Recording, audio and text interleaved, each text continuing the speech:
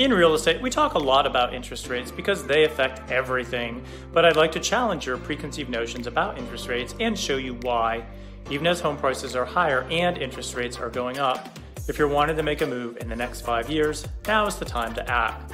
First, let's talk about buying power. Buying power is the total amount of money you have available each month for a mortgage payment.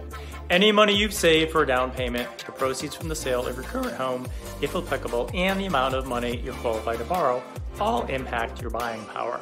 This means that as interest rates go up, you'll spend the same amount of money for less of a house. See, when people talk about interest rates, we usually think that increased rates equals a higher monthly payment.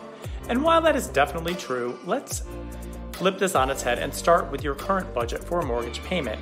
If you begin here and work backwards, you can get a sense of how powerful interest rates can be when determining the amount of house you can afford.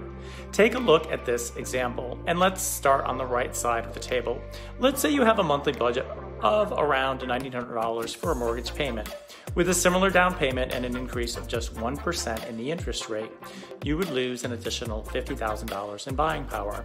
A simple rule to follow is that for every 1% increase in interest rates, you lose 10% of your buying power. So if your budget is $500,000 and interest rates increase 1%, you'd lose 10% of your buying power, or $50,000 in this example. You can now afford to spend only $450,000 on a home. And as we look at interest rates over the last 40 years, we see that even though rates are going up, they're around average for the last several decades. If you're a buyer, this means that right now you'll get more house for your budget than you likely will in the next 5 years. Plus, if you're currently renting, waiting longer to purchase means paying more to your landlord versus building equity for yourself.